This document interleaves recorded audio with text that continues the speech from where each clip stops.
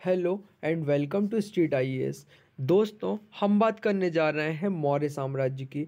मौर्य साम्राज्य के संपूर्ण शुरू से लेके अंतिम तक आपको जानकारी प्राप्त होगी और जो एग्ज़ाम पर्सपेक्टिव से महत्वपूर्ण है वो आपको जानकारियाँ यहाँ मिलेंगी।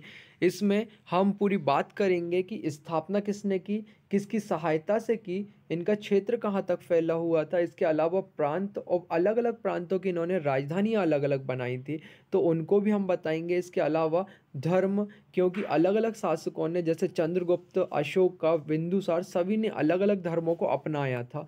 और शासक और साक्ष्य उनके कहाँ से जानकारियाँ प्राप्त होती हैं उनके बारे में जानकारी हम देंगे। आगे बात करते हैं कि सबसे पहले स्थापना की। तो स्थापना की बात करें तो चंद्रगुप्त मौर्य के द्वारा इसकी स्थापना की गई थी। चंद्रगुप्त मौर्य के द्वारा स्थापना की गई थी आचार्य चाणक्य की सहायता से, यानी मौर्य वंश की स्थापना आचार्य चाणक्य की सहायता से चंद्रगुप्त मौर्य के द्वारा की गई थी। 322 बीसी में इसकी स्थापना की गई थी और 185 बीसी तक ये साम्राज्य पूरा चला। इसका अंतिम जो शासक था वो बृहद्रथ था। बृहद्रथ अंतिम शासक था। और सबसे इम्पोर्टेंट एक क्वेश्चन सीधा पूछा जाता है कि जैसे कि मौर्य वंश की स्थापना हुई तो मौर्य वंश किस वंश को रिप्लेस करके आया था। तो आपको बता दूं कि मौर्य वंश नंद वंश को रिप्लेस करके आया था, जहां चंद्रगुप्त मौर्य ने घनानंद की हत्या कर दी थी। यानी घनानंद की हत्या करने के पश्चात मौर्य वंश की स्थापना की गई थी। तो नंद वंश के बाद मौर्य वंश आया और नंद वंश के बाद मौर्य वंश आया, और मौर्य वंश के बाद कौन सा वंश आया ये भी एक क्वेश्चन बनता है। तो मौर्य वंश के बाद आया शुंग वंश। पुष्यमित्र शुंग ने बृहद्रथ की हत्या कर दी। यानी पुष्यमित्र शुंग के द्वारा बृहद्रथ की हत्या करने के पश्चात इस वंश की स्थापना की गई थी, शुंग वंश की।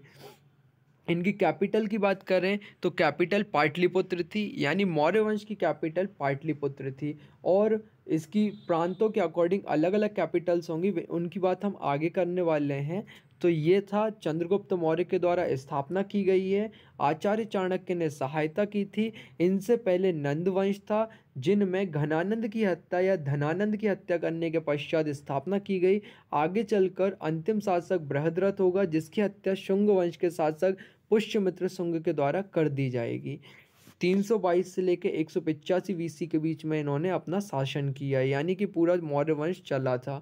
इनके एरिया की बात करें यानी क्षेत्र की बात करें, टोटल 5 लाख स्क्वायर किलोमीटर के क्षेत्र में फैला हुआ ये साम्राज्य पूरे भारत, यानी कि भारत के सिर्फ दक्षिणतम हिस्से को छोड़कर कर्नाटक तक के हिस्से तक फैला हुआ था। तो पूरे भारत, पाकिस्तान, अफ़गानिस्तान, बांग्लादेश, म्यांमार, नेपाल, भूटान आदि तक फैला हुआ था। इन सभी आसपास के क्षेत्रों में फैला हुआ था। इसके अलावा बात करें इसके प्रांतों में, तो इसे 5 प्रांतों में विभक्त किया गया था। 5 प्रांतों की बात करें तो एक उत्तरापथ होता था, उत्तरापथ जिसकी राजधानी तक्षशिला होती थी। ये उत्तरापथ होता था जहाँ राजधानी तक्षशिला होती थी। एक होता था दक्षिणापथ जिसकी राजधानी स्वर्णगिरी होती थी। दक्षिणापथ जिसकी राजधानी स्वर्णगिरी होती थी। एक होता था अवंती जिसकी राजधानी उज्जैनी होगी। इसके अलावा मध्य प्रांत जिसकी राजधानी पाटलिपुत्र होगी। इसके साथ ही तोसली राजधानी थी कलिंग की, यानी कलिंग को अशोक ने जीतने के बाद अपने साम्राज्य में मिलाया और इसकी कैपिटल तौसली बनाई, यानी तौसली को बनाया। यानी टोटल 5 प्रांतों में विभक्त था, उत्तरापथ, दक्षिणापथ, इसके अलावा मध्य प्रांत, कलिंग और अवंती। टोटल 5 प्रांतों में इसको विभक्त किया गया था। इसके अलावा बात करें धर्म की बात इसलिए करते हैं क्योंकि अलग अलग जो शासक थे उन्होंने अलग अलग धर्म को अपनाया। टोटल 4 धर्मों से ये संबंधित होते हैं: हिंदू, जैन, बौद्ध और आजीवक संप्रदाय। हिंदू धर्म प्रारंभिक रूप से ये हिंदू धर्म से संबंधित होते हैं। इसके बाद चंद्रगुप्त मौर्य के द्वारा जैन धर्म अपना लिया जाता है। चंद्रगुप्त मौर्य भद्रबाहु से दीक्षा लेकर श्रावणबेलगोला में अपने प्राणों का त्याग करते हैं संलेखना विधि से, तो इसलिए जैन धर्म इनसे संबंधित हो जाता है। बौद्ध धर्म, अशोक ने बौद्ध धर्म को अपनाया था, तो अशोक की वजह से बौद्ध धर्म इनसे संबंधित हो जाता है। इसके अलावा आजीवक संप्रदाय की बात करेंगे। आजीवक संप्रदाय को अपनाने वाले व्यक्ति थे बिंदुसार।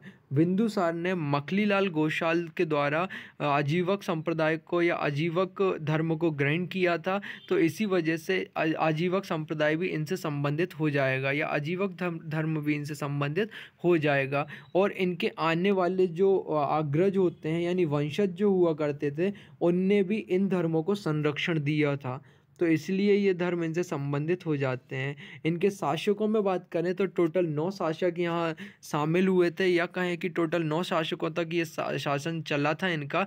तो एक थे चंद्रगुप्त स्थापनाकर्ता, फिर आते हैं उनके पुत्र बिंदुसार, अशोक, दशरथ मौर्य, संप्रति, शालिकुल और देव बर्मन, सत्यधनवा और बृहद्रथ। ये टोटल 9 शासक इनके थे, जिनमें बृहद्रथ की हत्या करने के बाद पुष्यमित्र शुंग ने शुंग वंश की स्थापना कर दी। शुंग वंश की स्थापना कर दी पुष्यमित्र शुंग ने बृहद्रथ की हत्या करने के बाद।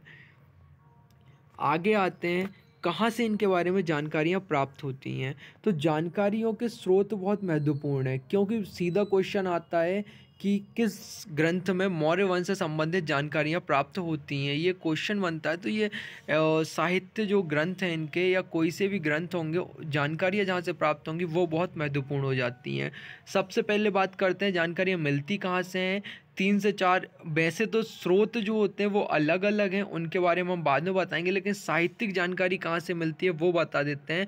ब्राह्मण, बौद्ध, जैन आदि साहित्यों से जानकारी मिलती है। ब्राह्मण साहित्य में बात करें तो ब्राह्मणों में पुराण, कौटिल्य का अर्थशास्त्र, विशाख दत्त की मुद्रा राक्षस आदि नाटक शामिल हैं। बौद्ध धर्म की बात करें, दीपवंश, महावंश, महावंश टीका, महाबोधि वंश, दिव्यावदान आदि शामिल हैं। जैन ग्रंथों की बात करें, भद्रबाहु का कल्पसूत्र और हेमचंद की परिशिष्ट परवन, ये सभी सबसे इम्पोर्टेंट। हेमचंद की परिशिष्ट परवन तो सबसे इम्पोर्टेंट जैन ग्रंथों में से एक है। मतलब यह कहें कि इनकी जानकारी जहाँ से मिलती है उन सभी में सबसे महत्वपूर्ण हेमचंद की परिशिष्ट परवन है। तो टोटल बौद्ध, जैन और ब्राह्मण ग्रंथों से मिलती है। इसके अलावा विदेशी विवरणों में भी इनकी जानकारी मिलती है। ब्राह्मण में देखा कौटिल्य का अर्थशास्त्र, पुराण विशाख दत्त की मुद्रा राक्षस हो गई। इसके अलावा बौद्ध में दीपवंश, महावंश, दिव्यावदान, महाबोधि वंश, जैन में कल्पसूत्र, परिशिष्ट परमन, ये सब हैं। अब बात करते हैं पहले विदेशी विवरण की। विदेशी विवरण में मौर्य वंश का संस्थापक चंद्रगुप्त मौर्य को बताया गया है। चंद्रगुप्त मौर्य को तो बताया गया है, लेकिन यूनानी लेखक स्ट्रैबो, एरियन और जस्टिन, इन तीनों ने चंद्रगुप्त मौर्य को सेंड्रोकोट्टस के नाम से बुलाया। सेंड्रोकोट्टस, ये नाम बहुत इंपॉर्टेंट है, सेंड्रोकोट्टस के नाम से बुलाया है, यानी सेंड्रोकोट्टस नाम लिखा है। एपियन और प्लूटार्क कहते हैं इनका नाम एंड्रोकोट्टस था। क्या था? एंड्रोकोट्टस। इसके अलावा फिलिकार्स जो थे या फिलार्कस जो थे, उन्होंने सेंड्रोकोप्टस नाम बताया है। फिलार्कस जो थे उन्होंने सेंड्रोकोप्टस नाम बताया है। और 1793 में विलियम जोन्स जो एशियाटिक सोसाइटी की स्थापना करता थे, उन्होंने इन्हें चंद्रगुप्त मौर्य को सेंड्रोकोट्टस के नाम से बुलाकर ही संबोधित किया है। उन्होंने सेंड्रोकोट्टस को ही असली नाम माना है। इसके अलावा बात करेंगे ब्राह्मण ग्रंथों से साक्ष्य मिलते हैं। कुछ ब्राह्मण ग्रंथ कहते हैं कि मौर्य जो थे वो शूद्र थे। कुछ ब्राह्मण ग्रंथों में इन्हें शूद्र बताया गया है। विष्णु पुराण में जो भाष्यकार थे श्रीधर स्वामी ने कहा है चंद्रगुप्त मौर्य नंदराज की पत्नी मुरा की संतान थे, तो इसलिए मुरा के नाम पर इनका नाम मौर्य रखा गया है। मुरा की संतान होने की वजह से इन्हें मौर्य कहा गया। मुद्रा राक्षस में चंद्रगुप्त मौर्य को नंदराज का पुत्र बताया गया है, लेकिन ये वैध पुत्र नहीं थे, अवैध पुत्र थे, इसलिए इन्हें कुलहीन कहेंगे। इसके अलावा वृषल कहेंगे, पितृकुलभूत कहेंगे। यानी कि कहते हैं मुद्रा राक्षस में चंद्रगुप्त को नंदराज का पुत्र बताया है, लेकिन वैध पुत्र ना होने की वजह से इन्हें कुलहीन भी बोला गया है। इसके अलावा जस्टिन ने चंद्रगुप्त मौर्य को हम्बल ओरिजिन बताया गया है, यानी हम्बल ओरिजिन कहा है। इसके अलावा और 2 संस्कृत ग्रंथों में सोमदेव कृत जो कथा सरित सागर होती है और क्षमेंद्र की बृहद कथा मंजरी, ये सभी महत्वपूर्ण साहित्यिक रचनाएं हैं जिनमें इन्हें शूद्र कहा गया है, यानी चंद्रगुप्त मौर्य को शूद्र बताया गया है। इसके अलावा इनकी जाति से संबंधित जो जानकारियाँ मिलती हैं उनमें अर्थशास्त्र में इन्हें उच्च जाति का बताया गया है, बाकी इन सब में निम्न कुल का बताया गया है, यहाँ उच्च जाति का बताया है। बौद्ध साहित्य में बात करें तो बौद्ध साहित्य में इन्हें क्षत्रिय जाति से संबंधित बताया गया है और कहा है कि यह मौर्य जो होते हैं वो शाक्यों की एक शाखा थी, मौर्य शाखा उससे संबंधित होते हैं, यानी शाक्यों की शाखा से संबंधित हैं। ठीक है, यह मोर के लिए ये स्थान फेमस था, इसलिए इन्होंने अपना नाम मौर्य रखा है, तो वहाँ से मौर्य आया है। महाबोधि वंश में इन्हें राजकुल से उत्पत्ति मतलब संबंधित बताया गया है और मौर्य नगर से उत्पन्न बताया गया है। इसके अलावा बात करें तो महावंश में चंद्रगुप्त मौर्य को क्षत्रिय वंश से उत्पन्न बताया गया है, यानी क्षत्रिय वंश से उत्पन्न इनको माना गया है महावंश के अनुसार। और महापरिनिर्वाण सूत्र में इन्हें पिप्पली वन, यानी एक पिप्पली वन स्थान है, वहाँ का शासक इन्हें बोला गया है। वास्तव में इन स्थानों की कोई वर्तमान में मतलब मिले नहीं हैं, बस पता नहीं चल पाया है कहाँ है स्थान, लेकिन इनके अनुसार पिप्पली वन के ये शासक थे और क्षत्रिय वंश से संबंधित थे, ये यहाँ जानकारी मिलती है। जैन धर्म में सबसे महत्वपूर्ण ग्रंथ होता है परिशिष्ट पर्वन।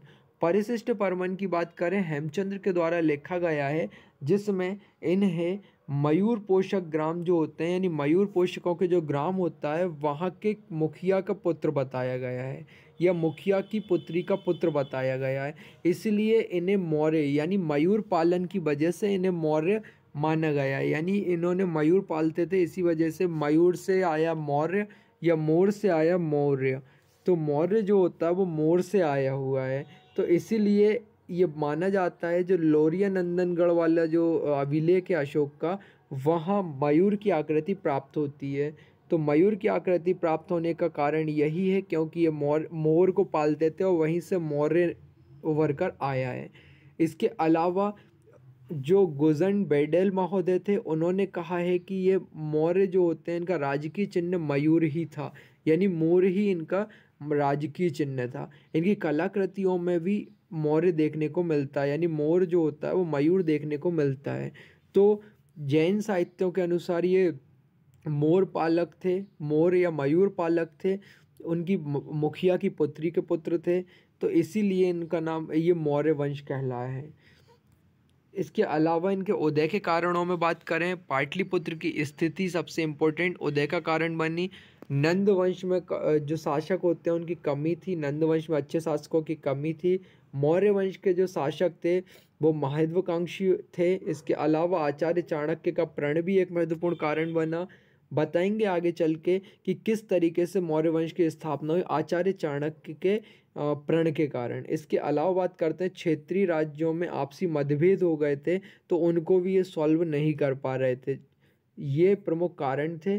बस यही था। अगली वीडियो में हम आगे की बात करेंगे, एक एक शासक को सिंगल रूप में हम फ्रेम करेंगे। इसके अलावा कौटिल्य अपने आप में एक बहुत बड़ा सब विषय है, तो उनको भी एक वीडियो उनके डेडिकेटेड आएगी। अर्थशास्त्र उनसे संबंधित उसके बारे में जानकारी देंगे। तो इसके अलावा इंडिका, मेगास्थनीज, उन सब के बारे में जानकारी देंगे। तो आगे की वीडियो आप देखते रहिएगा। वीडियो अच्छी लगी हो तो इसे लाइक, शेयर और चैनल को सब्सक्राइब करें। Thank you.